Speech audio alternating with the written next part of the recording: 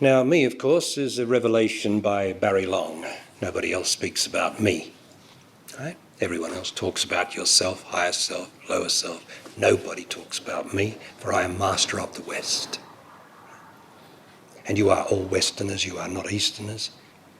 And although Eastern masters can reveal certain things to you because of the purity of their being, they crack you open, then you got to live it. And that's the hard thing. Because unless you are addressed in the Western way, you won't be able to live the teaching of truth. You won't be able to be the truth, no matter who you are. Now, to be the truth is to be free of unhappiness. Again, I am the only one that has ever said that, and since I've said it, others say it now. You have no right to be unhappy. I have no right to be unhappy. Ever. Ever. Ever.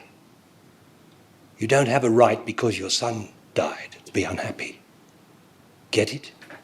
You don't have a right to be unhappy because you got cancer. Get it? You know, I'm talking ever, ever, ever. Now, no Eastern master's going to get you there. He's going to crack you open so that you'll realise something which was way down there anyway. But you have to have a presence of will every second. You in the West. You're the ones that put man on the moon. You're the ones that taught the Chinese what to do with their gunpowder. You're the ones that kill everybody. You're the violent ones, like I am. We're the violent ones on the earth. We're the ones that have corrupted the earth, polluted the earth. We're the terrorists of the earth, you and me. We're the ones that can kill each other with terrible emotions. I'm the man that's locked a woman up, right, in pain and agony. You're no good being yourself. And me is nothing. I only give it a word, but at least it's intimate. At least it's the most intimate part of you. Yourself is not intimate. Yourself is always thinking. And every thought is apart from you. Every thought is apart from you. You can't think and say that's you. It's yourself. And yourself is always divided.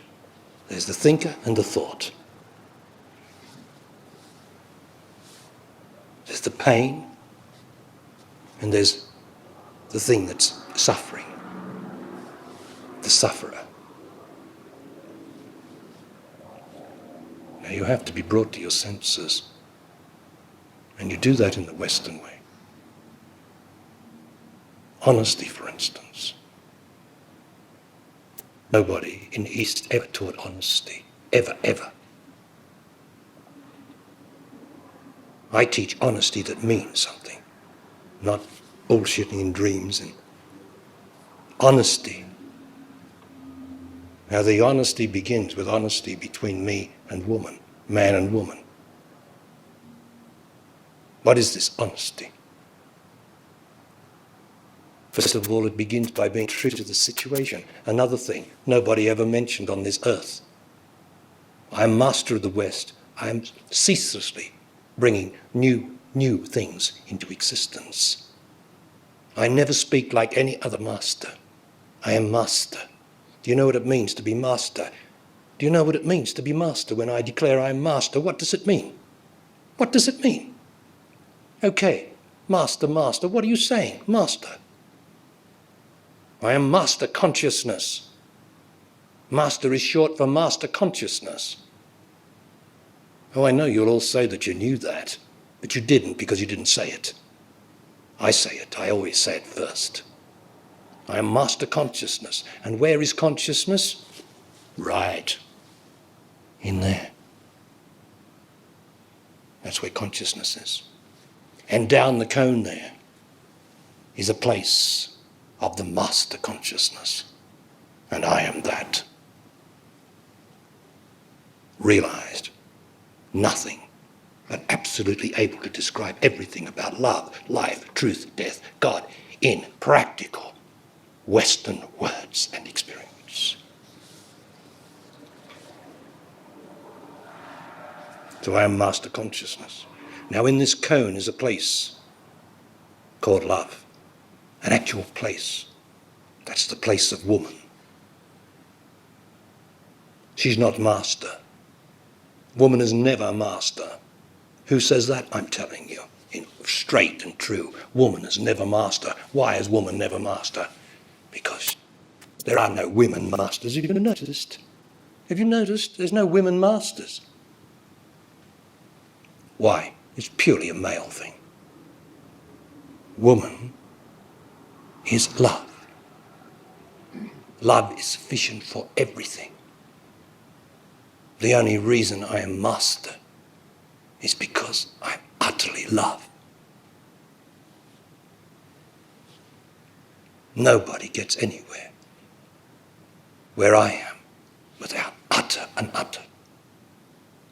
First of all, surrender, then service, and then being love. And the first honesty to love is between man and woman.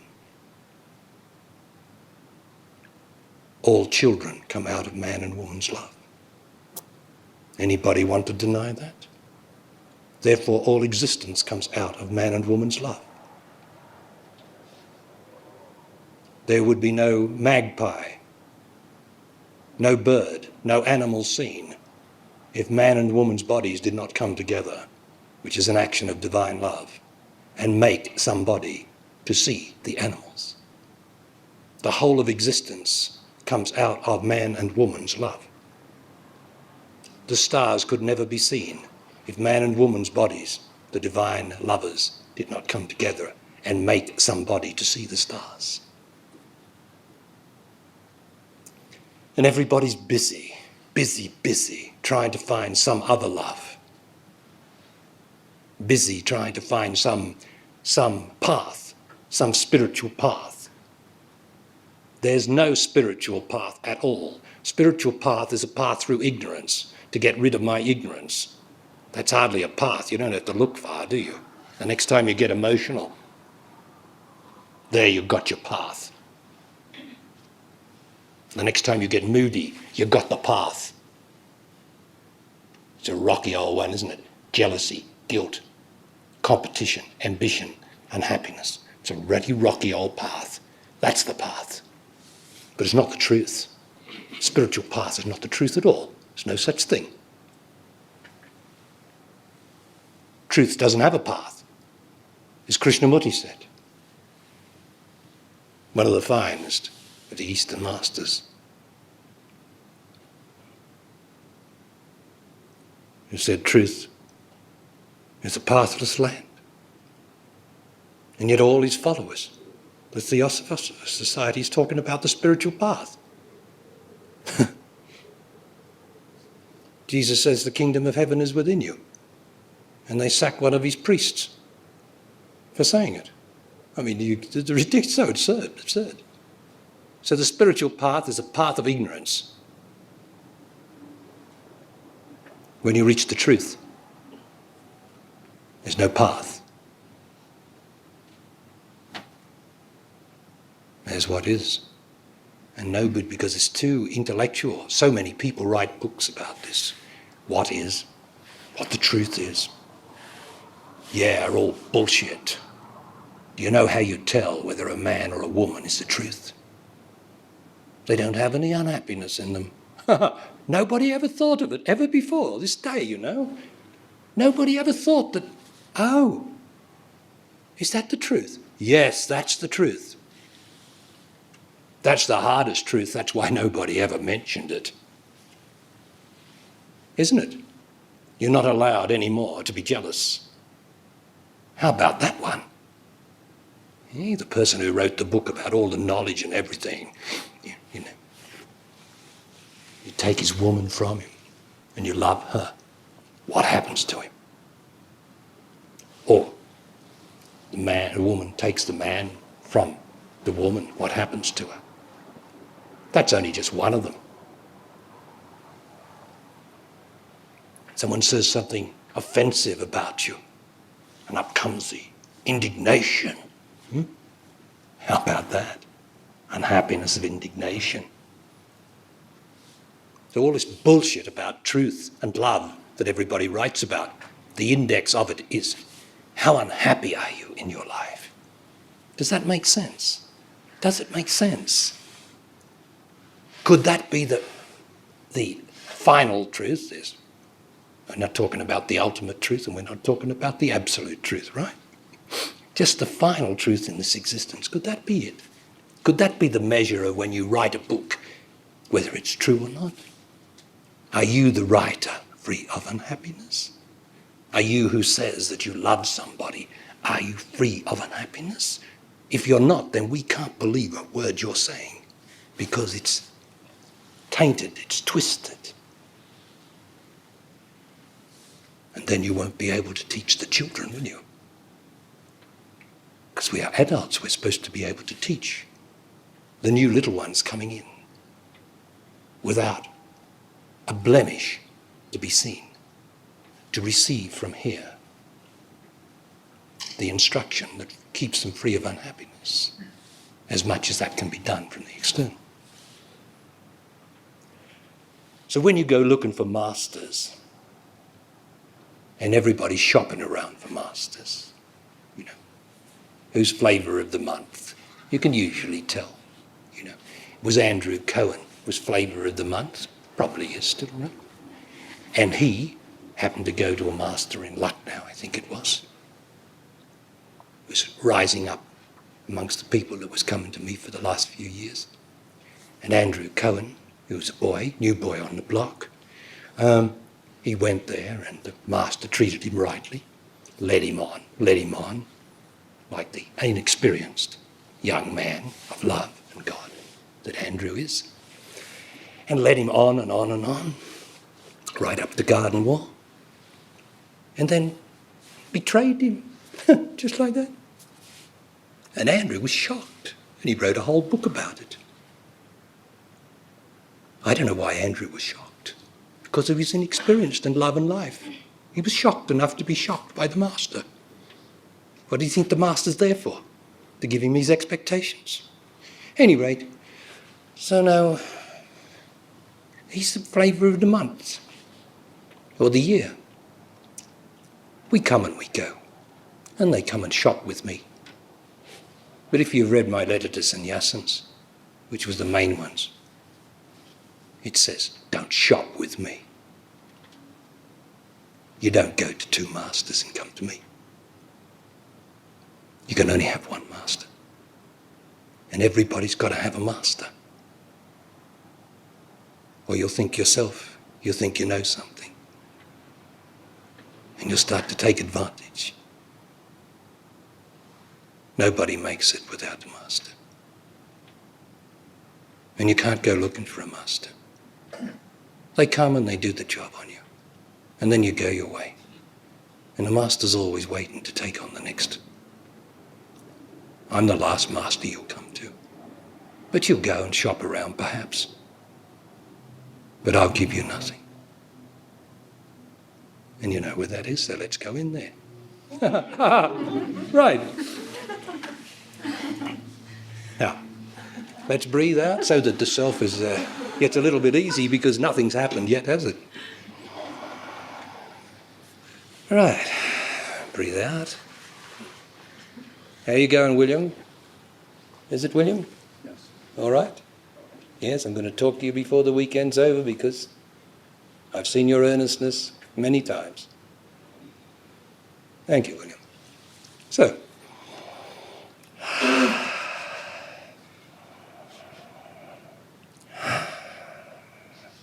now nothing's been said. It's all been absorbed by the silent listener. That's where I work. Hold on to nothing or you'll be unhappy. Or you'll think about it. No need to think about it. Now close the eyes and just gratefully and thankfully and sweetly and beautifully and consciously be me. Sinking into this place that first of all represents deep dreamless sleep, in which there is nothing, in which I am never happier, and so therefore I am consciously, while I am awake, in deep dreamless sleep. And I can report with all the authority in the world that in deep dreamless sleep there is nothing. What a revelation. And here I am consciously in that place. Hallelujah, hallelujah. And I cannot be disturbed out of here. Although I have to take action from time to time, but there's no action in here. Consciousness, being is sufficient.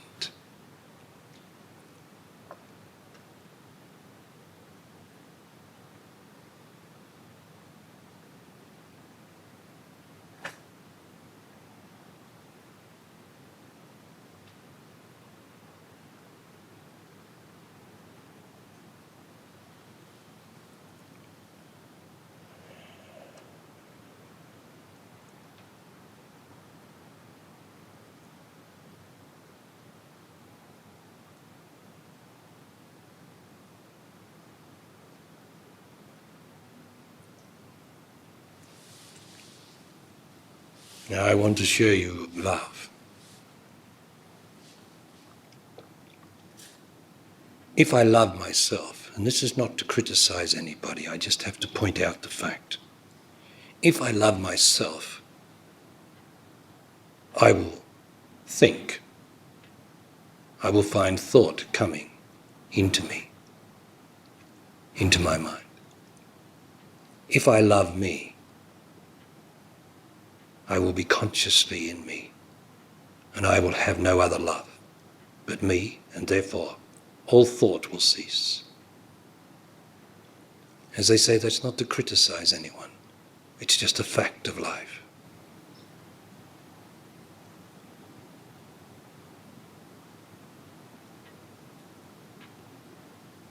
So love, one-pointed love, keeps out all other selfish forms of love. So just stay focused on me. Say, stay in me. It's not difficult, it's very easy. Because it's there. There's no effort involved. Do not use any effort, because effort is of myself, is selfishness. All I have to do is surrender. Surrender to me. Give up everything, all the baggage. Just give up. And there I am in me. Effortless, still, silent, unknowing, being.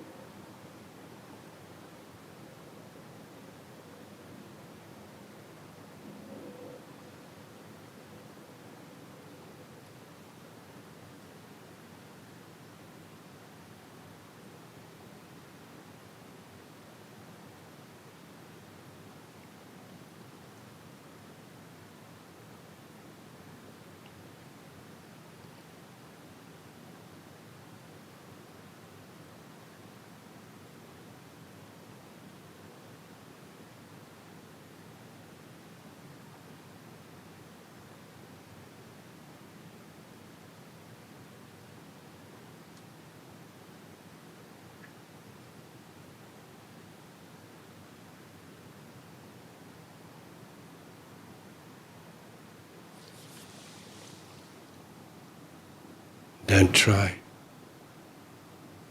Effortless, still, silent. Give up. Nothing.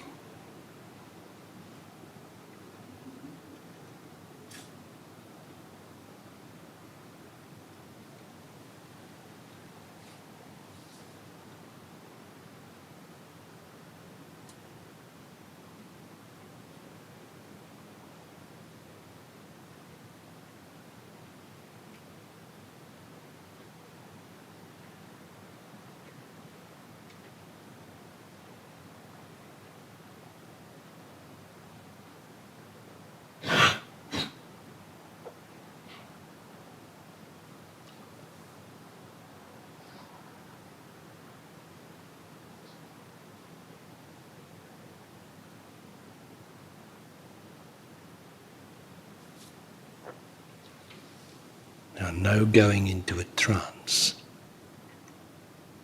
It is conscious. You are consciously me. You are not in a trance. You have not surrendered your presence. You are present, conscious, and yet no effort, and yet it is nothing. The ears are hearing, let them hear. Give up holding on to yourself, your body. Stop holding on, come on. Consciousness is a state of intense activity moving at such a speed that it is absolutely still. It is not a trance. It is presence, which is called absence. It is absence of anything. And that is presence.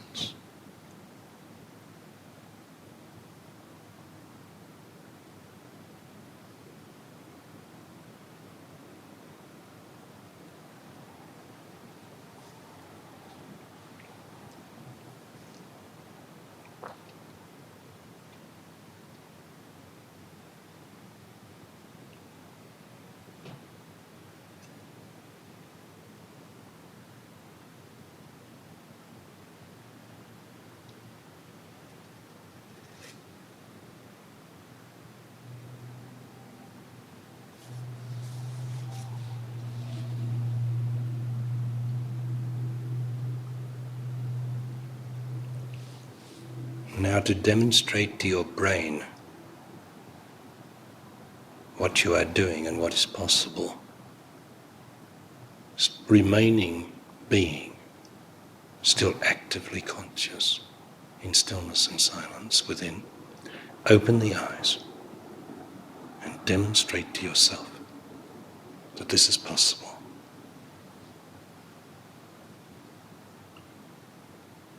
Now it is the demonstration to yourself that this is possible that quietens the self, that allows it to know that there is something bigger than itself. And that is me. For I am God. And I speak to the self. Now listen to me very, very attentively, but don't leave me. When a man or woman says in the external world, after going through great pain, they suddenly feel that there is a God, that there's something, there's a presence. There's a God, I know there's a God. Or some might say, I feel the Spirit. It's so real. I know there's a God. Whereas before it didn't know. That's me. I am God to myself. And myself is so ignorant that it busies itself in its unhappiness and conflictive life. But when it loses something, like its health or its loved one, it often prays to me.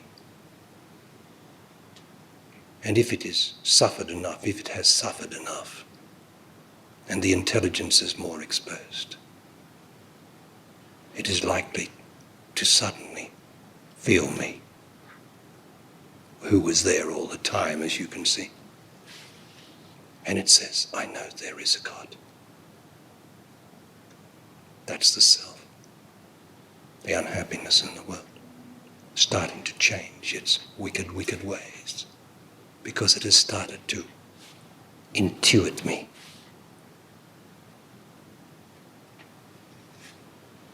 So I am the God of myself. That's how it has always been. That's how it is. I am nobody else's God. I am God of myself. Therefore, I am master of myself. Therefore, I am master consciousness. Nice and clearly stated, because I am what I say. I live it. I am utterly realized and enlightened. I am it in this matter. In this matter, you will notice what that means. For I am always in matter. Aren't I? And this matter is very dense. 12,000 years have passed, the most resistant material on earth, harder than granite, is the past in this matter.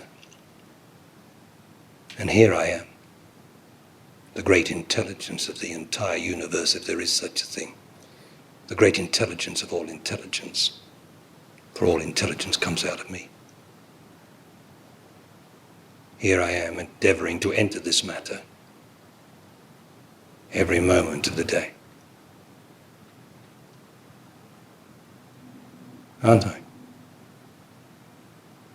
In this matter, in the body, am I not endeavoring to overcome the enormous resistance of the past, of the ignorance of man and woman with all their notions of what God is or truth is, or life is or love is or death is? All that matter, that hard, intransigent past, which is in the simple matter of this body. Myself. 12,000 years of myself. My God. You know how hard it is for me to come into this matter, don't you? For each of you is me endeavoring to come into this matter. So that the intellect, which is the hidden mirror inside the mind of God, can reflect. I am here, suddenly having finished the journey into matter. I am here.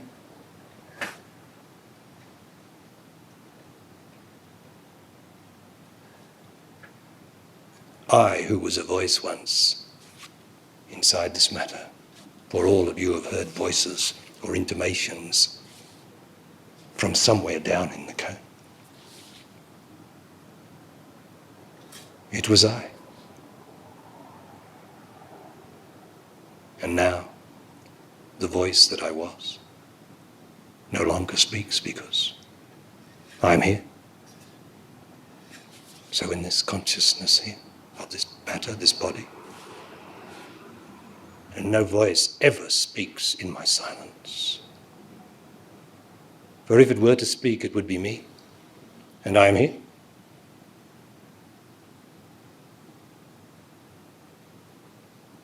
So all voices disappear.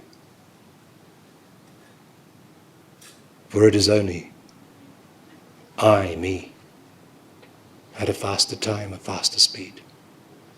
And as I bring that faster speed, as I, that faster speed, come into this matter, I start talking to myself. Now I'm talking about you. That's where our life is. That's your life. That's life. So I, in this matter, am endeavoring, in this body, listening to these words, am endeavoring every moment to get through this intransigent past and self. And by being with me, who am an invisible mirror, a reflective mirror of the intellect, I reflect to you that truth. I reflect me to you.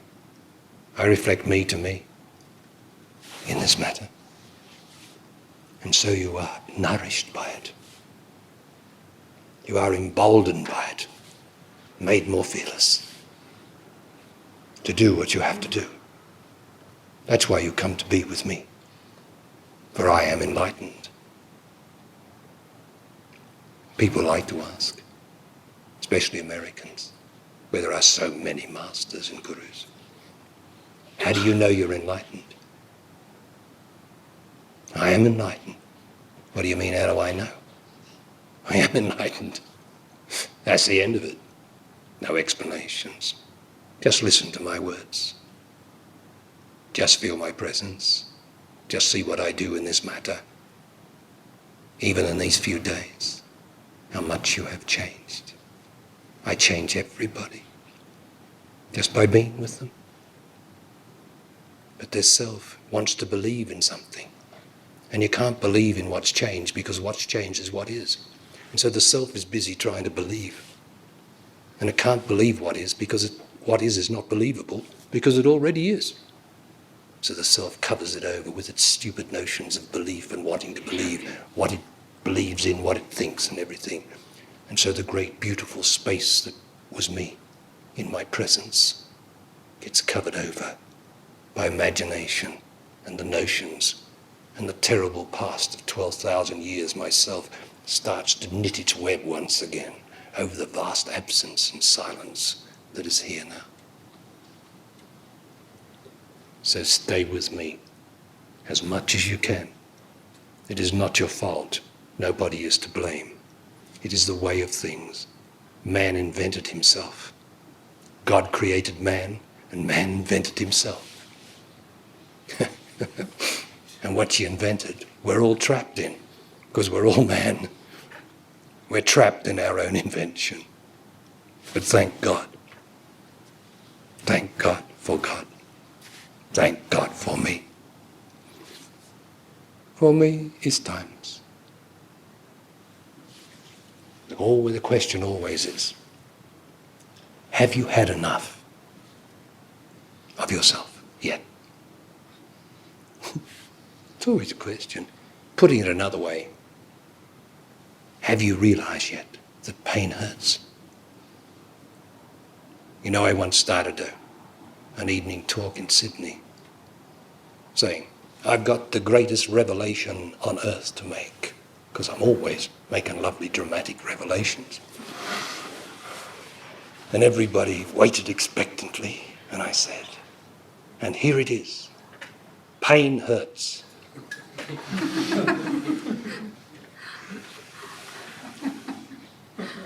And of course, the secret is that everybody knows pain hurts, but very, very few have realized it.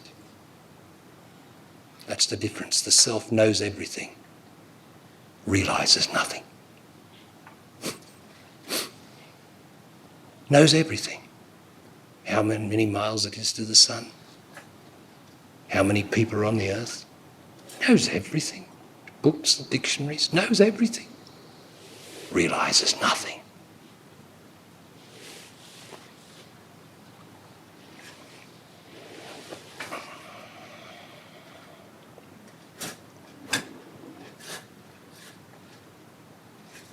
So, pain hurts. What is pain? Now we're not concerned with physical pain. We go behind physical pain. What other pain is there? There's only mental and emotional pain. That's all.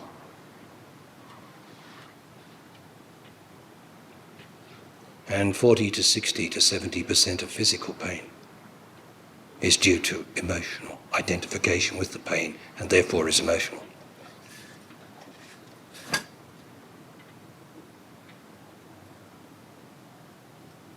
So it is a mental and emotional pain that we are concerned with. And that's 12,000 years thick. And that's man's invention of himself. Conflict, tension, pain. The need to escape from the pain that he has invented drives him into further affliction of pain on his partner, on his children, on his friend, as his emotions, his violence. And so he perpetuates himself. And we are that self. Every one of us here is the product of man's invention of himself. And thank God for God's creation of me, the noble man and the woman of love. Two great spirits of God, two great principles out of which all existence due to which existence has its very being. The whole earth comes out of that. And all that is beautiful on the earth comes out of the principles. The spirits of God divided itself into two principles. And I am man, and you are woman. Thank God for that is always in me. But in me, it is undifferentiated. There is no man or woman in me. You will notice that. It is when it comes up to the near psyche. The cone, it is when it comes up to here, that God gracefully divides itself into the two great principles behind the whole of existence, man and woman.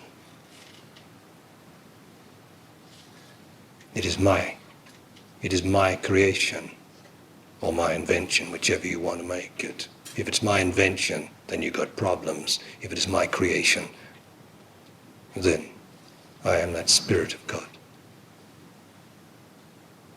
And so the Spirit of God that is man, and the Spirit of God that is woman,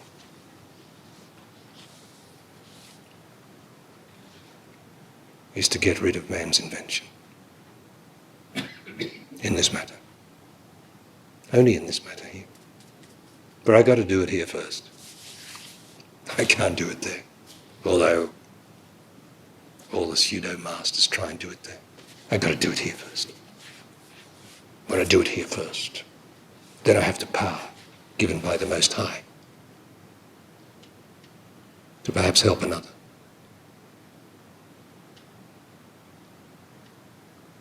But to the degree that I have done it here, then indeed I can help another who hasn't done it quite as much as I have.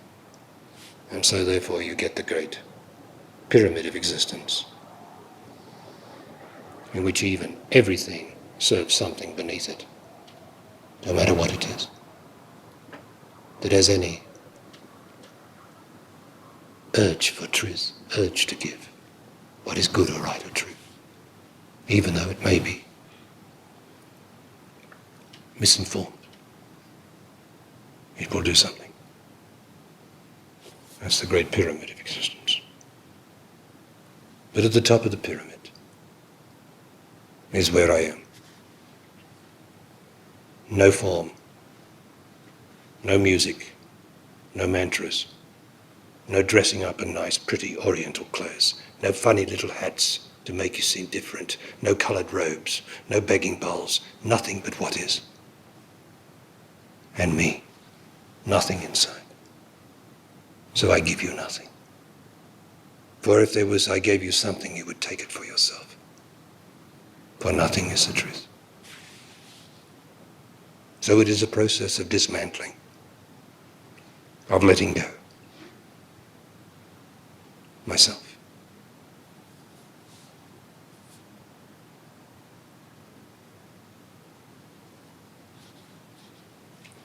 So all this that I have said is energetically in you now.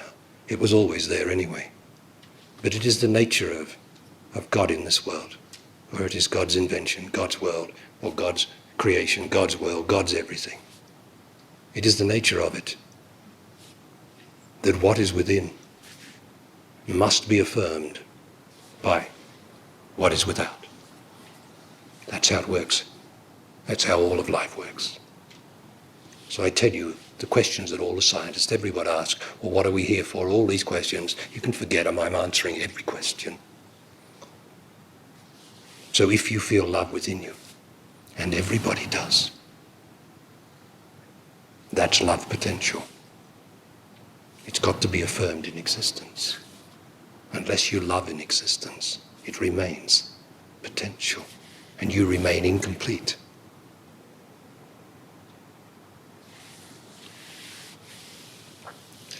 And that depends.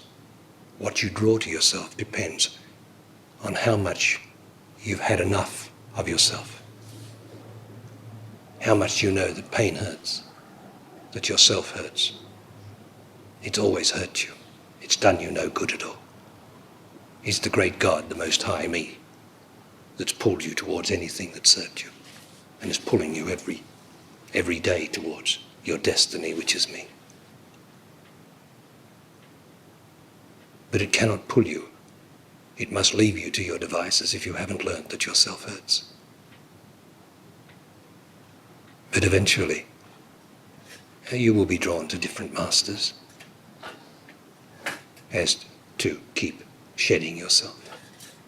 For in the great pyramid of existence, everything exists to serve something beneath. But finally, you will have to come to me, who gives you nothing. No hope. You don't need hope. And in your greatest despair, you will have no hope. Because there is no hope. You're going to die. There's no hope. There's only me. And if you have me, you don't need hope. You see? And as me is timeless, forever, never moving, never departing, then why do you need hope? Hope is the self. It's the last hope. It's the last thing, hope. But it's got to go. That's why often in the most severe moments of shedding myself, in anybody, thoughts of suicide often come. Because there's no hope. And suicide is a hope. Hope that I'll escape. That's not to laugh of it, because we've all been through it. But that's how this great pyramid of existence, as you get up to be nothing. And who would kill this beautiful body? What has the body done to anybody? Who would murder? Myself. So myself would murder that created by God. That's how wicked it is. You get it? Myself would kill my body, which is not its. For my body belongs to me. And it is I, me, who sustains its heartbeat, who makes the blood circulate, who heals it, restores it, and makes it live for 90 years. A miracle. And it is myself that would destroy it, and does, make it diseased and unhappy. Are you sick of yourself yet? Yes, sir. Does the self come from the past? The self is all past. The self, first of all, is my own past since I was born.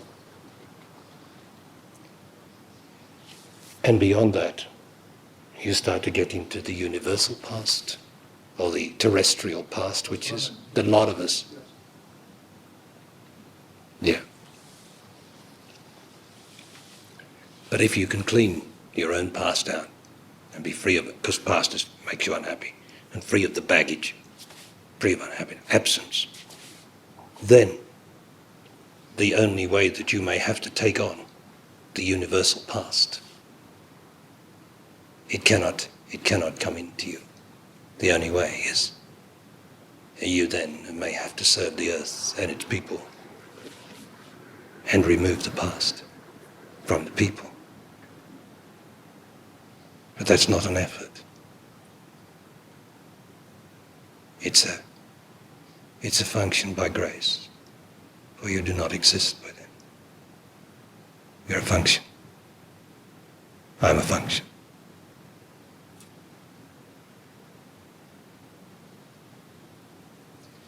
Yes, Tim?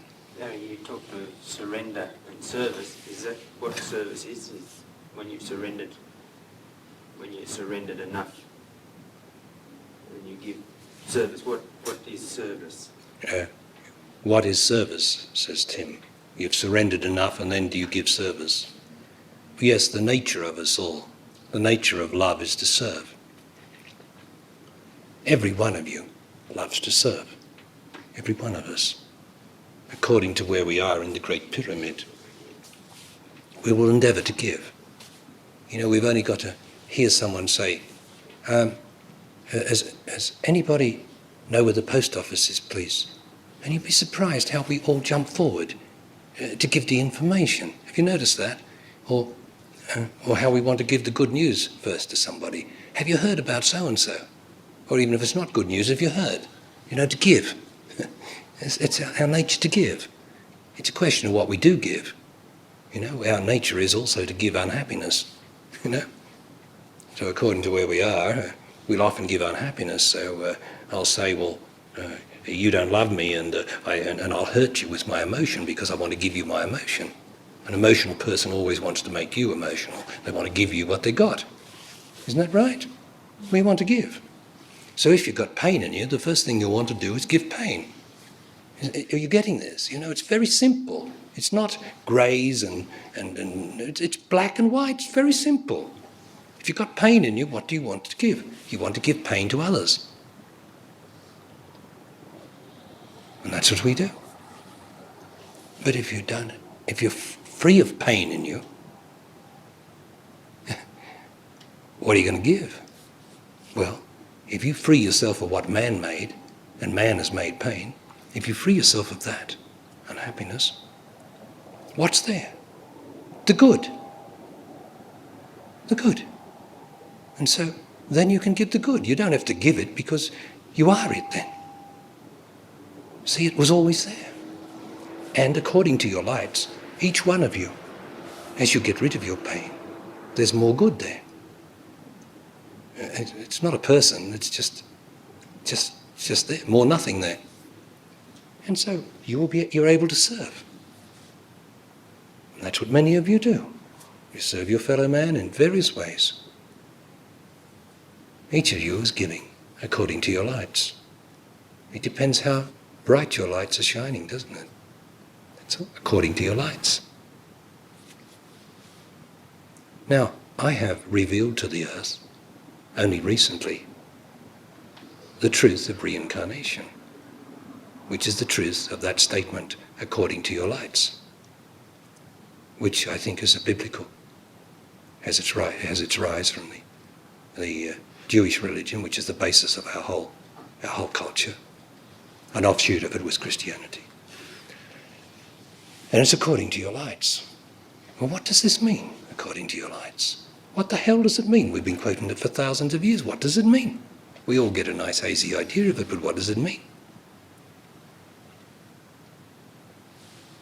It means, according to your cells, according to your vital cells. Now, this body is composed of sensory cells, millions of them. But they are sensory cells. They're a dream cell. They're not real. They disappear. The body reconstitutes itself, I'm told, every 3 months from the food it's eaten, the water it's drunk, the air it's breathed out, the air it's breathed in. Every cell's changed.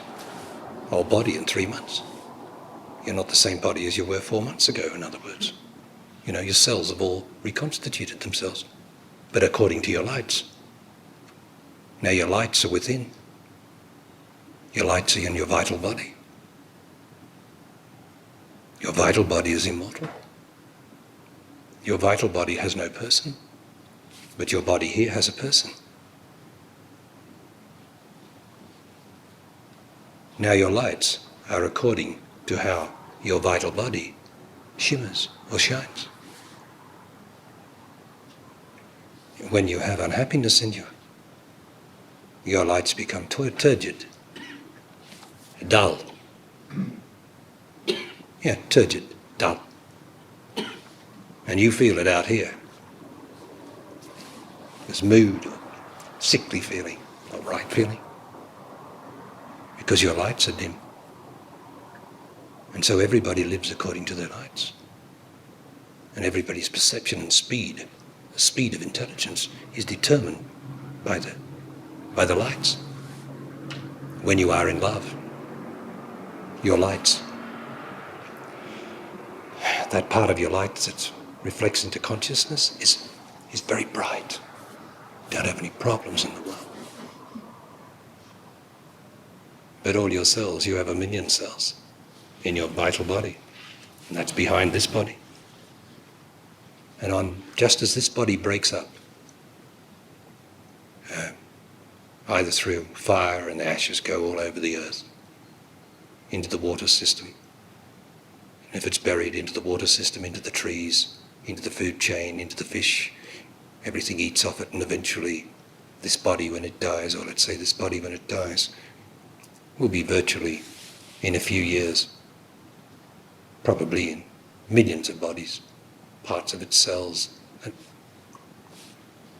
And then, as matter can neither be created nor destroyed in this existence, so a new body is built from the mother and the father, and particularly from the mother who eats the food chain. And so many of the cells of the previous body go into it. Many of the cells of someone over in America, someone in China, something goes into the same body. And we produce another body. So that's in the existence. That's this side, sensory side. We're composed of metals, trace metals. We're composed of everything that the earth consists of. Organic matter, trace metals, minerals, chemicals, all in the cells, and it all reconstitutes itself. And so more bodies are made out of the action of the sun on the earth. Right, that's here.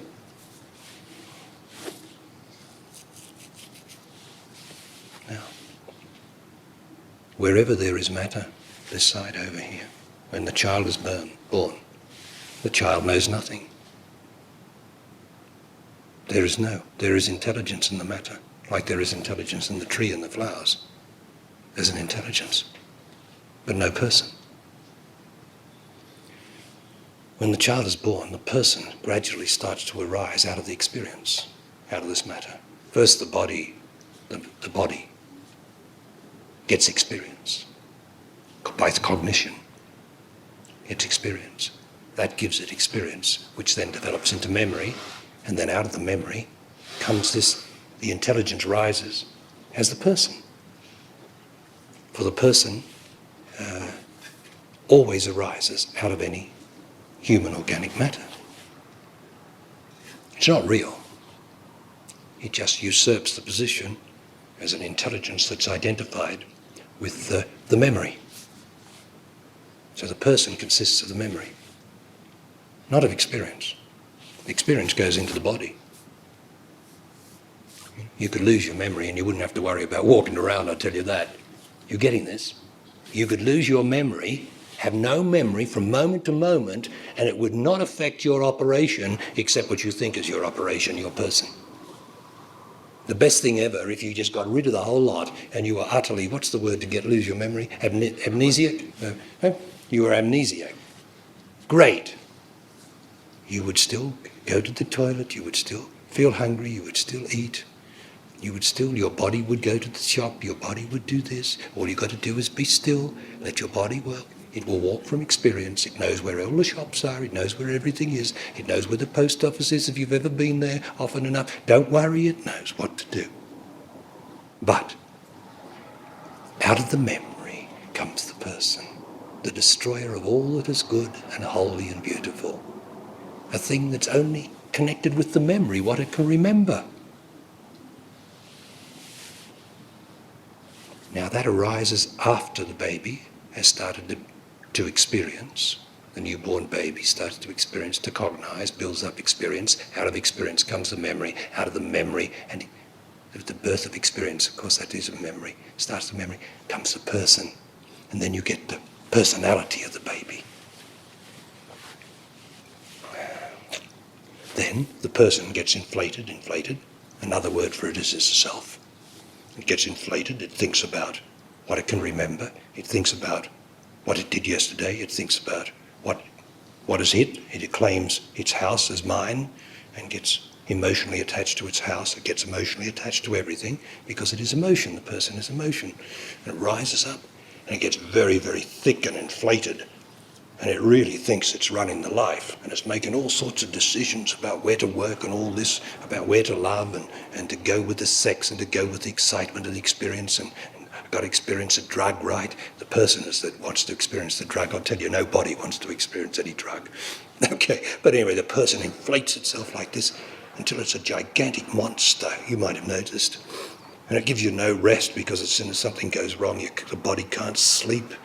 God, it's awful. And then you get ulcers because this person creates corrosive acids that are incompatible with the body's health, and you get all sorts of diseases and things come from it. It's terrible hold. It's awful unhappiness. And then what happens at death? The person is absolutely destroyed, like the memory. That which never was anyway, at death, it disappears, continues. No person then. So what a drama it was, where there was nothing to begin with. Up arises this gigantic genie, takes over the life, ruins the life, does everything that is wrong, corrupts the earth, corrupts the body, corrupts everything, leaves nothing behind that is worthwhile, and then collapses. Not even there for the denouement. I mean, isn't that crazy? But that's how it is anyway. Now, one of the things that this person is afraid of is death. Well, why wouldn't it be? Who's going to die? Who's going to die? The person. So who's afraid of death? My person. Right. My body is not afraid of dying. Your body, I'm talking about. If I say my body, I'm talking about yours. It is my person that's afraid of death because it is going to die. Good reason, because it was nothing to begin with. It arose out of a memory which also is going to die. So the person is afraid of death. Now the person is very, very cunning and very clever. It's not intelligent. I am intelligent. The person is not intelligent. It's clever. It's cunning, but it's not intelligent. For all intelligence is me, comes out of me. And the person comes out of the memory. And the memory is not intelligent. You ought to know that, for God's sake. Phew, can't even remember my room number. No, accurately. You've got to be very careful, make a few notes. The person's very unreliable, like the memory, isn't it? So, now, fearing death because the only thing that dies is person. You'll never hear anyone describe life like I describe it, and death and everything. I've told you that. I keep telling you this because I am the living truth. I am master. This is the master consciousness. You're actually with it by grace brought here. So listen, won't you, in your own experience and see if it's the truth in your experience. See if it's got the ring of truth in it. Because it is very important when I speak that I am able to speak to the body behind all these bodies, to be able to affirm from this place of great ignorance and darkness that there is some light here, and there's some listening here, which is light in itself, that allows this wonderful signal of love and truth realized in this existence to go into the body of mankind, and therefore help to enlighten it and its cells. So, the person, while it is alive, is terrified of death, and being cunning and clever, it devises a theory of reincarnation. Isn't that a beauty? Now, reincarnation assures me that I'm going to have another life, doesn't it? You know, previous lives therapy and all that bullshit. Yeah? Oh, yeah. Okay. So the person who doesn't exist invents something that doesn't exist, because that's all that can exist, is reincarnation. And holy monks in their orange gowns and little boys go and pray to great golden Buddhas or something and meditate, all that bullshit,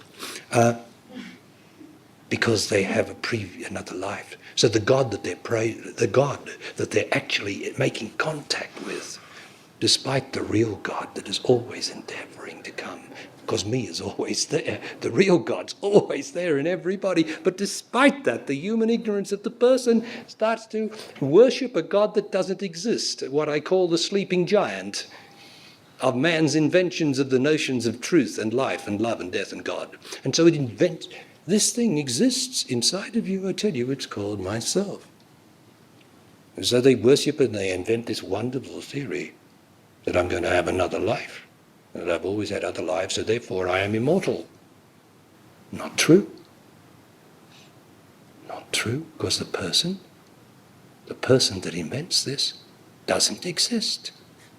Now, if we go into the Master, the reports of the Master, where the main idea of reincarnation comes from, the Buddhists, if we go to Buddha and look at what it is based on, all the texts, the Buddha clearly states, as I state, for I am Buddha in these times, but I can state it much more clearly than the Buddha.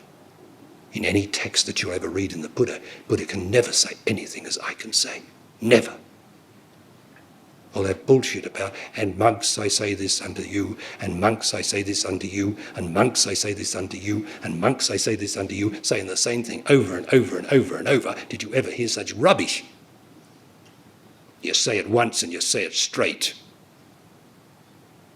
But that's of these times, to be straight and honest. They could not be honest and straight in those days, because they didn't have to be. So, the Buddha said, quite rightly, having realized what I have realized, the Buddha said, monks, or whatever he called them, I forget the name, there is nothing to go on. There is nothing. That's the Buddha's message.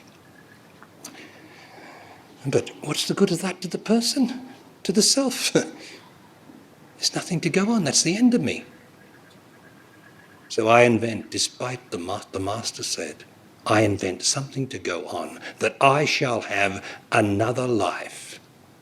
And I am the person, and I shall have another life. So I invent something that goes on, called I, a continuity. And continuity is not the truth. So I will tell you the truth now. The truth is in the vital cells, just as I've illustrated that the physical cells reconstitute, and you have inside of you, as is often said, possibly the molecules or atoms of Socrates. Who knows? You could have the lot in there. Right, that's outside here in the external world. In the inner world, just of this body, the reality of this body, the actual reality, this is a picture. This is like a moving picture of a reality that's just the very vitality of this body is what I'm talking about. And that are called vital cells. And the human cells there that seem to be in movement and everything, take their movement, their vitality and everything from my vital cells, my vital body just inside that body. And that vital body is immortal. And these cells, instead of being like we perceive them through with our brains and things, instead of being sort of stationary, but if you get into them, you'll find there's more space than anything in them, and they're moving like this. And you'll find that the vital cells are moving like this. Now, each cell is autonomous. Millions of cells in my vital body, but each one is autonomous. Autonomous means it has no relationship to the other, any other cell, and yet it interacts with all the other cells. That's purity, you see. Interaction is purity, but relationship is impurity. For instance, if you're jealous, then you have relationship with the one you're jealous about. You're impure. You're emotional. You're poisoning yourself.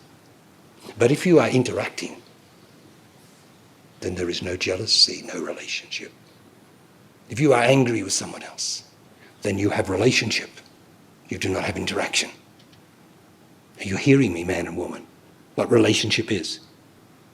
Now, the Western world has used it since time began, but without knowing what it means. Relationship is impurity.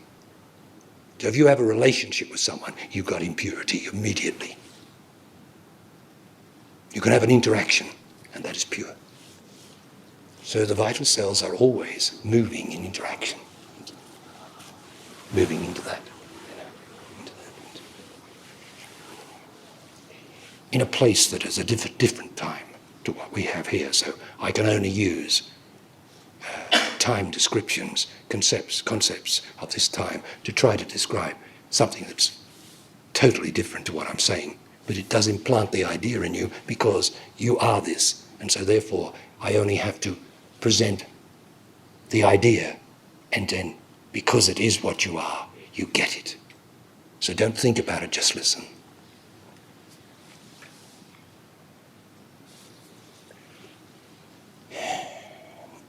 Every moment of your life since you were born, since you were conceived, let's say, in the womb, is recorded in your vital cells. Every single moment, every event, the warmth inside the body, whatever was in the womb, every single moment of it, every change in temperature, every movement in the mother is recorded in the vital cells. They are the perfect, isn't it? What is it? In the computer science, where is he? What's this thing they've invented, this? Chip, yeah. Right. That takes its rise from the vital cells, you see. Nothing exists here that isn't from the vital. But that's nothing. Our chip is nothing. The chips that they're going to invent in 10,000 years is nothing compared with the vital cells. So every second is recorded. And then when you're born, every second of the birth is recorded in the vital cells. Every second of the moment after entry into this strange alien world, after the womb, is recorded. Every second of the childhood, puberty, before the heart breaks, everything, all recorded in this magnificent vital body as experience, pure experience.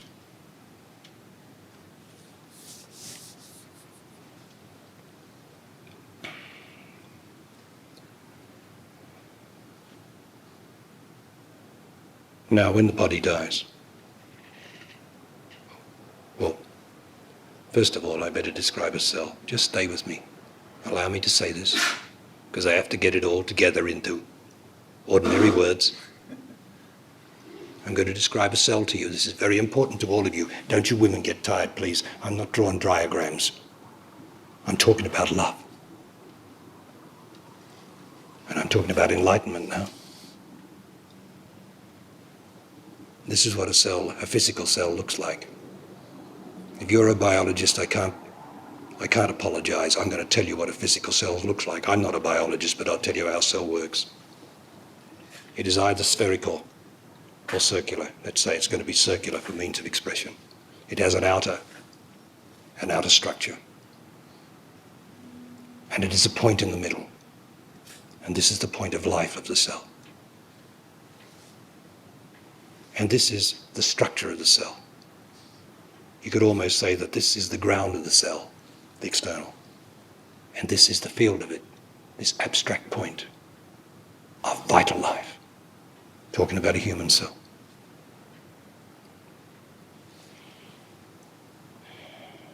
This cell, a human cell, is moving and alive. And under the microscope you would see lots of movements and all molecules, and then it breaks up into nothing, and it's all moving life. But the vital cell behind it is more extraordinary. This is so slow, the vital cell behind it. Instead of this having, let us say, 4 dimensions of experience. 4 dimensions, length, breadth, width, time. Let's just say that, 4 dimensions of experience. That's all we've got out here. And that matches our consciousness, external awareness. In the vital body, there's 16 or 20 dimensions all at once. This vertical that I talk about, this vertical, this is the vital. Here's the human, past and future, laborious, Oh God, it's laborious. And so the body is laborious.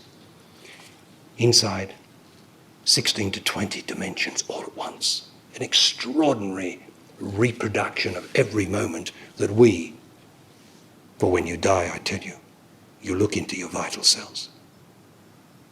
I, the intelligence, not the person, there's no survival. I, the intelligence, look into my vital cells that have recorded my entire life, and that's why you often hear that people, when they drown, see their whole life flash between them, for them. And the reason is that my vital cells have my entire life. They're encapsulated in what would be nothing to us. It's already there. And I tell you that in the moment of death, when the person is left behind and the sheer intelligence is there, instead of the life flashing before you, you will be this life of 16, 20 dimensions, and you will have to perceive every single second of it. For the intelligence must look at what has been. And yet it's not what has been, because it's what is now, because it is preserved in the ever-present presence of the vital. So your life, indeed, you will, I, the intelligence, not the person, will perceive the life that has been. Simultaneous with that, the vital body breaks up. Well, before I do that, your life, I'm talking about your life. Don't get bored, please. Stay with me. I'm talking about your life and your love. This has never been said on the entire earth since time began. That is why I'm here, to report to my fellow man. I am surrogate for you all, from the place that I come from, to report the truth to you, not the bullshit.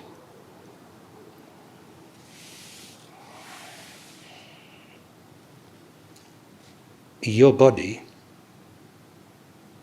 represents a cell in the great human body of mankind. You are a cell. You take your rise, this takes its rise from the truth that I've described you, of the immortal vital body of mankind, of which each of us is a cell. So we go out into the external, into your externalized life now. Your body and its circumstances acting on it is the vital cell. That's the vital. In the center is your point of enlightenment, according to your lights, right? Enlightenment. In the center is the point of enlightenment, in the center of the cell. This is the ground, this is the real part of it, this is the substance of your life, your body and the forces acting on your body. Your enlightenment is abstract. It's in the center of you. Now you all know the love that you feel inside of you, the truth that you feel inside of you. You all know that reality. You all have it. It's there. But when you try to bring it into the structure, you notice how hard it is. Don't you? See, you are all enlightened to the degree that you are enlightened. But that's an abstract point.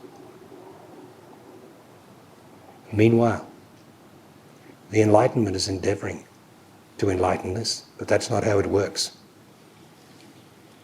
When the forces of existence, the circumstances of your life, work upon your body, what creates enlightenment?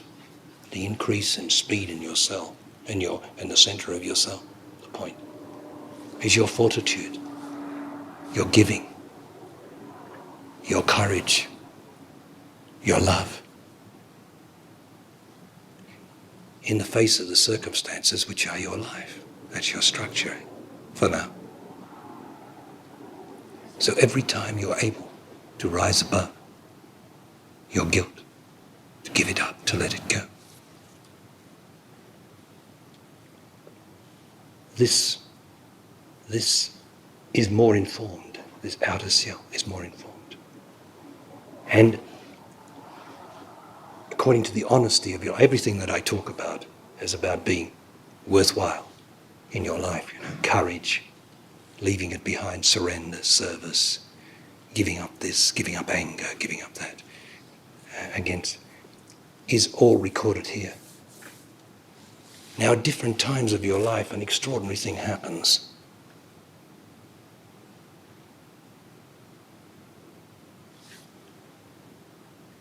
the potential difference between the point of enlightenment and the life that's lived. This is the life that's been lived up to that time in your life. There's such a potential difference that a dynamic is set up. And there's an interaction between the point and here. And that means at a certain time in your life, the virtue of your life, the value of your life to date, is assessed. And according to the value of your life, that value or virtue, because value is virtue, the Western world doesn't know what virtue is. Virtue is value, right? You use value over here in the external world, and we have virtue in here, in the inner world. So the value of what is the value of your life, right? I'm going to ask you, what's the value of your life? As a matter of fact, so many men and women say, no matter how famous they are, what have I done? I've done nothing. What was the worth of it all? Well, fortunately, it's not up to the self, the person that reflects like that. But it's true. They're starting to see the truth. Because this is all done subconsciously inside the vital body, that at the different periods in your life, I'll describe a couple of them in a minute, this potential difference becomes so great that the value of the life is assessed, and the virtue goes into the point of enlightenment, and you are more enlightened. Now, one of these are what I call the climacterics. One of these is the time of puberty, that dreadful period when there's a lot of confusion. This is a natural climacteric, when the value of the life to date as a child, even as a child, is assessed. Then there is the menopause in woman. This is her climacteric, where the value of her life to date as woman of love or whatever is assessed, whether she is a real woman, mature woman, for she should be mature by the age of 45. And the whole process of the menopause is to go through, in which the virtue of the life is going to the center of her reality, her enlightenment, which is abstract. So she feels all the menopausal effects in the ground out here, and all the doctors out here are telling her, giving her drugs and things and what to do. So she's a slave to what the self knows and all the doctors know, and not to the truth, because nobody's told her the truth, for only I know the truth. That is a time a very important part of her life, where she should emerge after the menopause to be equivalent to the female guru. She should be a woman of love, no more jealousy in her, no more moods in her. A sweet, beautiful thing, not trying to teach anyone, but just an emanation of rightness, of the maturity of woman. For what have you lived for? What have you had the right to make babies for? To do all those things that you have up to you were 45, or 42 to 45, whatever it is. What was it about? What does your conscious mind and all the doctors say it was for? What was it for? For you just to go through some hot flushes? To stop some periods? Is that what it was for? What sort of a truth is that? It was for you to then assess, be assessed inside by your own being, of the virtue and the virtue of your life, and how much you've learnt that pain hurts, and how much you've learnt to get rid of your emotions, and to be a real woman, a woman of love and truth and steadiness and unwaveringness. Not to teach anyone, not to become anything, but just because you learnt that pain hurts, and that you're a giver and not a taker, that your selfishness, you've learned through your selfishness to be more or less selfless. That's all. That's what it's about. Now when you come up to death, that's the greatest climacteric of all, isn't it? So what did you think death was about, Mr. Scientists? What did you think it was all about? I tell you the truth. And there is the great assessment is made of the value of the virtue of your life. And every cell in your vital body, behind every cell in here, the whole experience of your life is assessed to the VC-TET to extract the virtue from it, the value of it, the virtue which goes to this enlightenment point. And every cell, more or less, is enlightened to this point. Right? At death, when the body this side, the corporate body, the physical body is breaking up through being burnt or buried and going into the whole of the human food chain and being reconstituted. So it happens here. Now I'm going to give you another image, and this is the truth, so stay with me. The planet, the physical planet, is not a physical planet at all. It's a spheroid of consciousness. And you and I and the whole of the human race are the cells of that, the vital cells of that consciousness of what is called planet Earth. It is a cosmic body. It is a very, very immature, unenlightened body cosmically. The Earth is probably the most unenlightened place in the universe.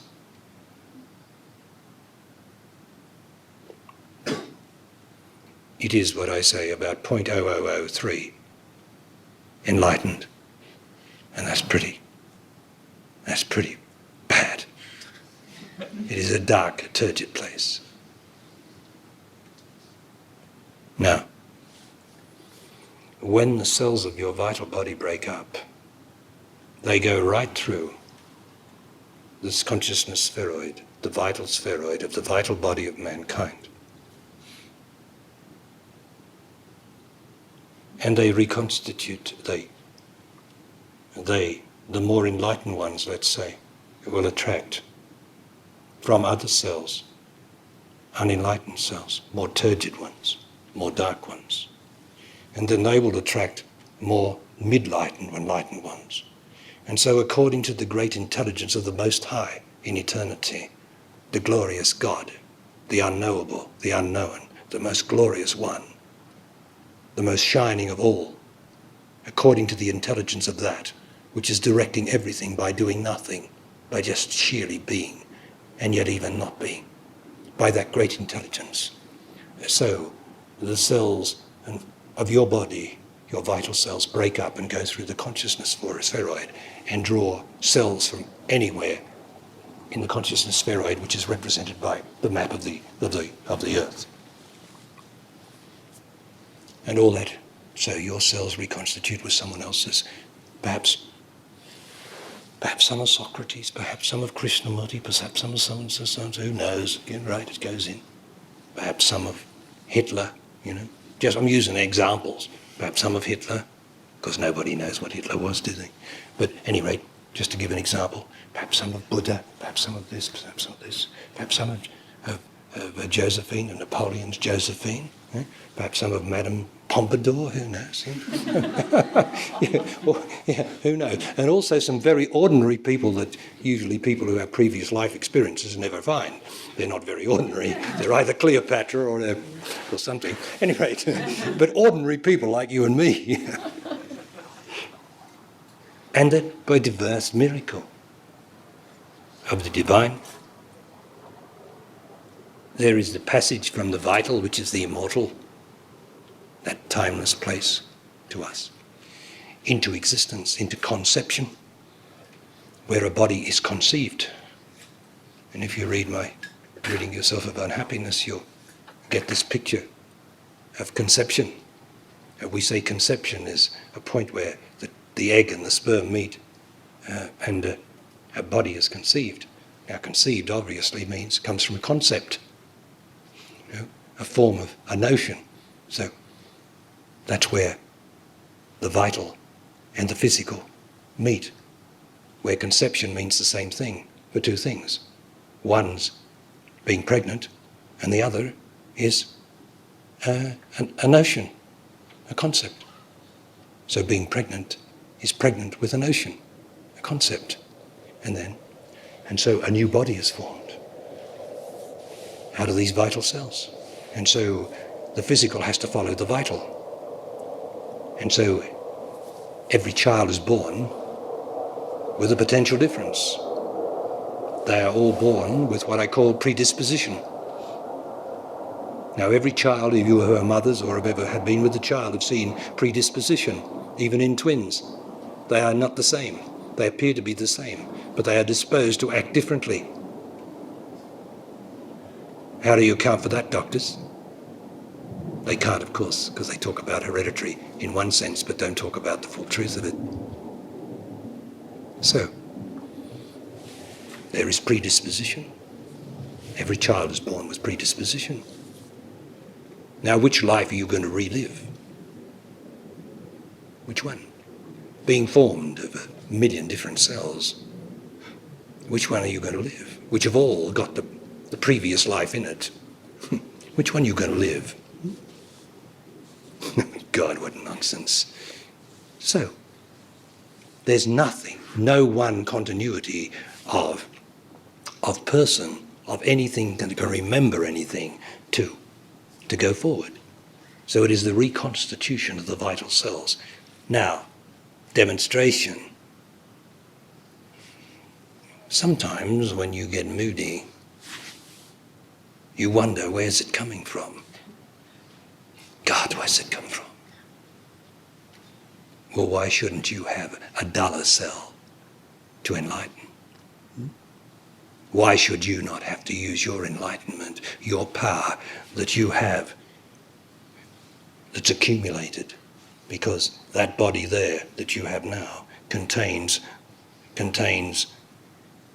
illuminated cells as well as turgid ones. Some contain enormous amount of turgidity. They can't rise above it. This is very common on this earth. Nothing can be done about it except to endeavour to do the best they can, and for others to do the best they can to help them, because each cell helps the others as much as they can, except if they're so turgid themselves, they're so selfish, they won't help anybody. So some have such turgidity that they can't get above it. The enlightenment, the light is so dull that they can't work. So they're really unconscious or robotic, and they can't do much at all. But in each of us, there is the dark cells, and the job is, for me, to enlighten them according to my enlightenment. And that's what's going on. And forever and ever that will go on. There's no person going on. There's just everlasting, vital life going on. And as there is I, the intelligence, in all matter. Do you know? The trees out there, I am in the trees. I am intelligence without any person. I am intelligence without anything connected with it. I am intelligence. I arise out of all matter. Now the best, I am even the rock, but I can't demonstrate that to you. But the best demonstration I can give is where organic matter begins, such as the trees. I am the intelligence of the trees. So the trees reach out with their roots towards the nutrients that supply their matter, their organic existence. And they avoid those things that would hurt them, would not be good for them. For that is the instinctive intelligence that I am in the tree. I am the instinctive intelligence in these flowers that do the same, and that bloom and then die. For every matter, everything must die. Although I am always in every matter. I am the one intelligence looking out of all the eyes here. I am the one intelligence looking out of every skin here, every ear here. I am that intelligence which has no attributes whatever. I am just intelligence. And so, then the animals. I am the rabbit. I am the intelligence of the rabbit. When you put my intelligence into a structure of a species with all the rabbit instincts, it is I that make that possible. But I'm still looking out of the rabbit's eye. When you look into the rabbit's eye, you will see me. When you look into the horse's eyes, those that I understand have been horse riding this afternoon, I don't know whether you had time to look into the horse's eye. I'm sure you have. But it is very beautiful, very still. And that is me. But when you put me, intelligence, into the species of a horse, well, the horse acts intelligently like a horse. You get it? You're starting to get it? When you put me into a human body, I act intelligently according to a human body. I'm looking out at the crow's eyes. There is only me. I'm the only one in existence. And yet I do not continue because I am already here. Wherever you see matter, organic matter, I am there. So how can I ever go anywhere? What are we talking about? So these Eastern masters say, the last one I heard, the big deal that everybody thought was so great, I who am never born, I who am never die. Right? True. But did he ever tell you how it was? No, of course he couldn't, because he doesn't. He's not master of the West. I am master of the West. That's how it is. I am never born, for I'm always here. I never die, for I'm always here. Where's there to go? I'm always here. Where's this continuity? So, at different times, under different traumas, or under different inducements, some of my cells can throw up what would appear to be a previous life. It was previous life, but not my previous life, unless you take the great intelligence that I am. I am all alive, and all life is in me, so what's the big deal? But if you want a personal life, no, it's not a personal life, it's the cells. And under certain inducements or traumas, yes, the intellect holds it for a little while, you see, like you can hold an image for a little while. The intellect holds it a little while. The cells, its intellect is a mirror. The cells reenact, what's in them, because I've told you it's all recorded every second of it. Boom, just a little part of that life, and boom, and you get in the intellect, yes, I was a so-and-so. I got it very clearly. It's absolutely clear. Of course it is. Sure. I don't disbelieve you, but don't think that you were there. Not as a person. Because I'd ask you, well, look, I'd say, well, how did you get to work today? The last one I read was someone was a painter in an Egyptian, painting the Egyptian, some tomb, and he was painting the pictures. He was very high up in it too, and so he was painting that, and there was a distinct impression and very nicely recorded of the whole thing, of that particular scene and how he felt and what it was and everything, and that was all. But I'm one of these silly people that say, yeah, that's great. Now tell me what time he went to the toilet this morning. Oh. Can't get it, you see, because you're only allowed what is. This is all determined by the great architect of it all. This is getting to the great intelligence. So the cells can only reflect to the intellect according to what is, not according to some person's endeavor to remember something. So you see, I'm afraid, whatever thinks in you doesn't exist. I'm afraid that's the awful truth. I'm afraid, yeah. So if you want to continue thinking, and thinking you exist, well then keep thinking. But I'm afraid you don't. This body exists. I, the intelligence that has no attributes whatever, exist.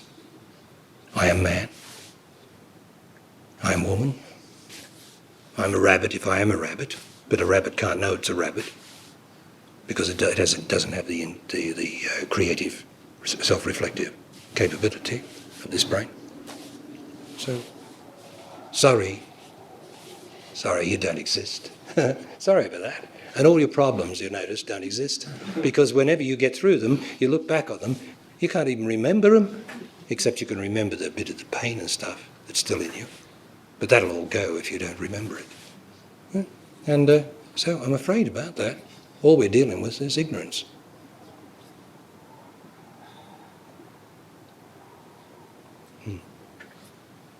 So all you've got to get rid of is the person who thinks it exists. Why don't you just exist?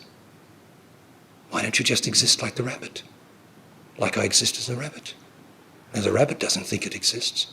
The rabbit just scampers around like a rabbit, eats, nibbles, mates, runs if it hears any danger, right? Why don't you exist like that? Why don't you exist as a body? Now the body enjoys a drink of water, enjoys a bit of entertainment because of our past, enjoys a bit of entertainment, enjoys making love, enjoys the company of another. Right? Body enjoys all that. That's what it is to be a man or woman. It certainly doesn't enjoy being unhappy. The person enjoys being unhappy. Not my body. What's the problem? Difficulties arise. Well, difficulties arise for the rabbit too. Some of them lose a leg. Got to get by on 3 legs. 3 legs because I trapped them. And I chopped off their leg. So cruel am I, but that's the way it is. But they get through it, 3 legs. They still get scampering around and nibbling and looking beautiful. What's wrong with you and me? Now come on.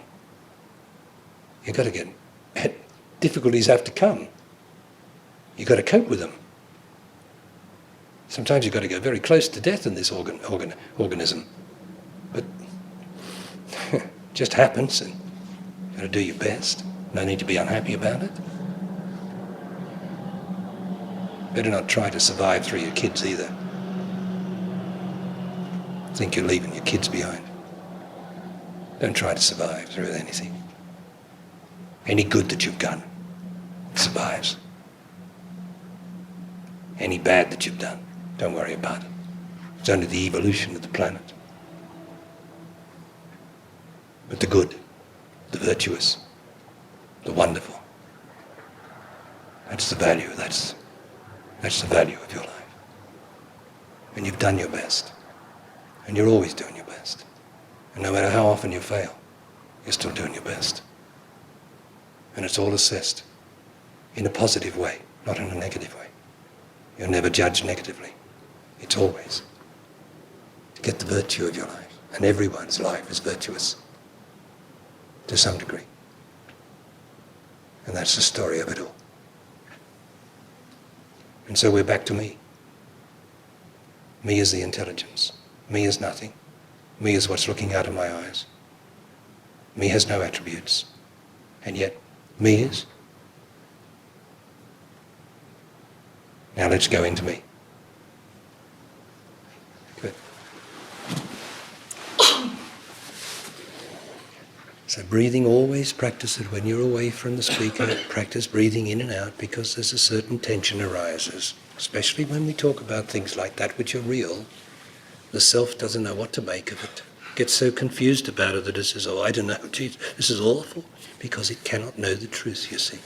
All you've got to do is listen. Breathe out to relax the self.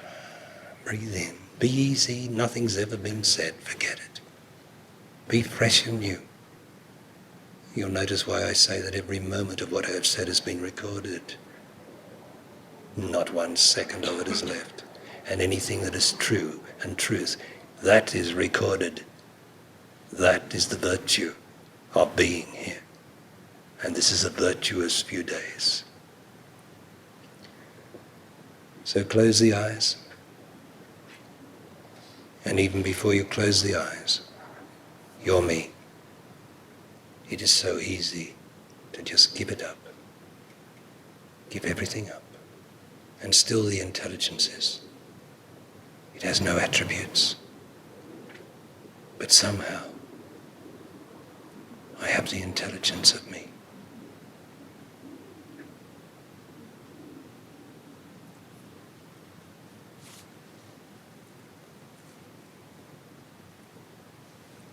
Intelligence used to be a word for information. You know, it's only a couple of 100 years ago that it meant, I have received some intelligence. Means he's received some information about something. Of course, we smart Alex of our times have got rid of all those meanings. But you'll notice here, I am the intelligence of me.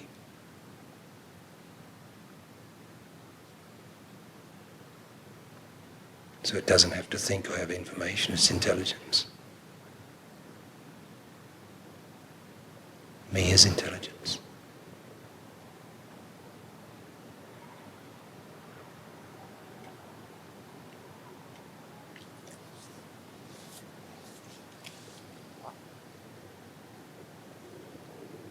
Just be easy. Be as nothing. Give it up, give up all thought. Don't put anything on me. This is the swiftest time. This is moving so fast that it appears to be nothing. But it's not nothing, it's me.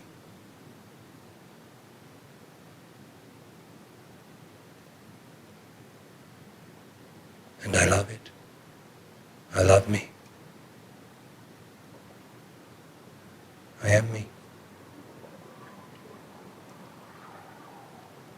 And this is union.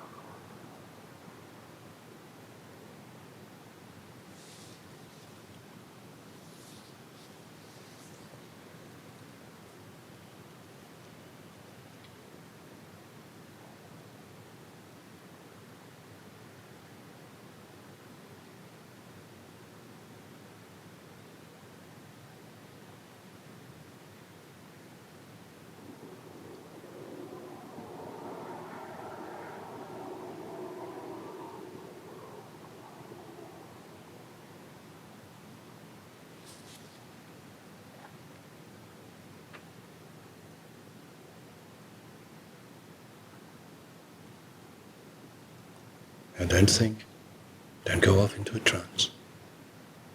I'm consciously me, consciously nothing.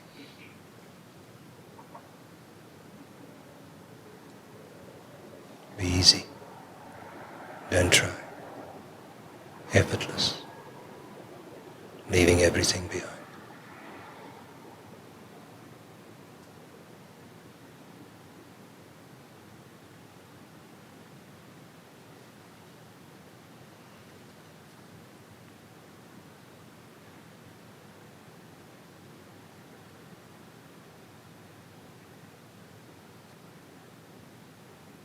I, who am the intelligence in this matter, in that body listening to these words, coming from the external, where I am in sense, and directing my vision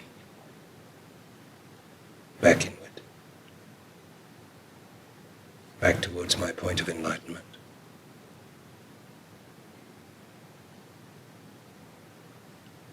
And it is my enlightenment that allows me to do this. And yet, I'm always traveling towards my enlightenment, towards the center.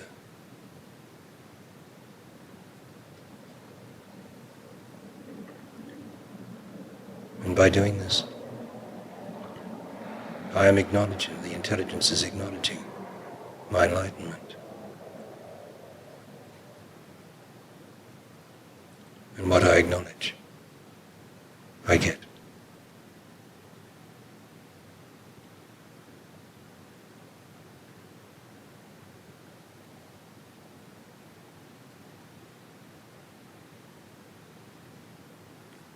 So by traveling towards my enlightenment, like this, my intelligence gets swifter, faster.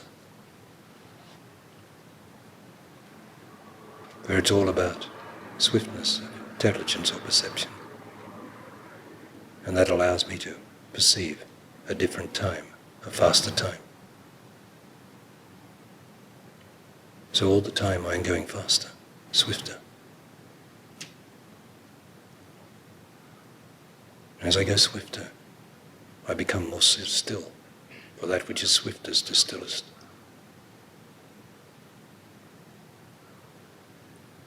And more silent, and more peace, and more right.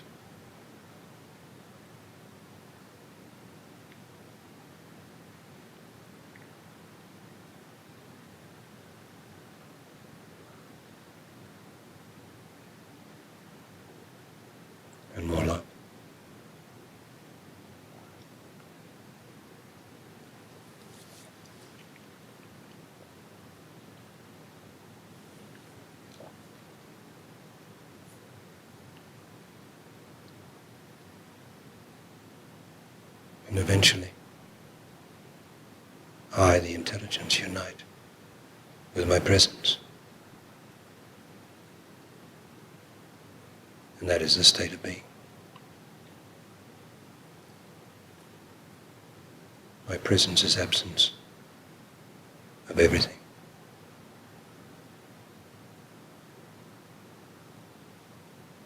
Like now.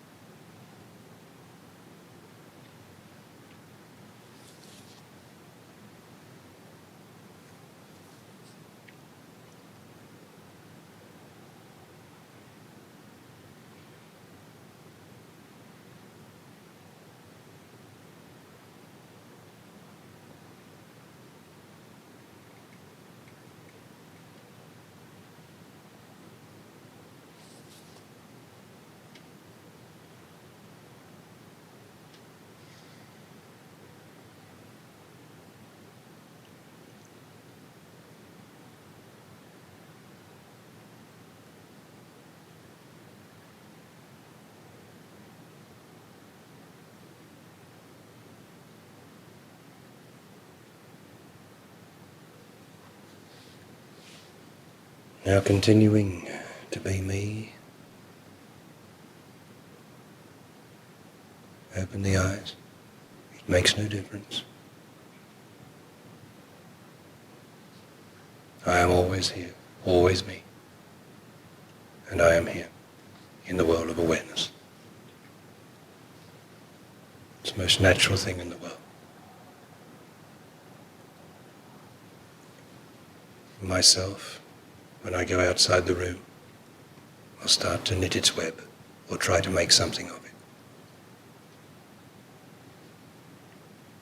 Endeavour to make that minimal as possible.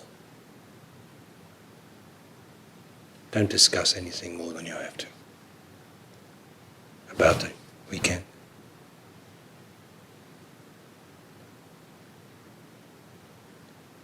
See the nature, which will always reflect this state of me.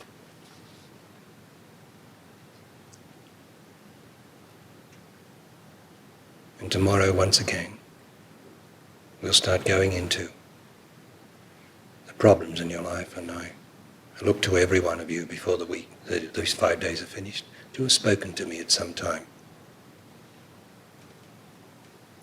And particularly in helping to get your life right. For remember, the cell, the life is this substance around here, external life. And the more you get it right, the more your light shines.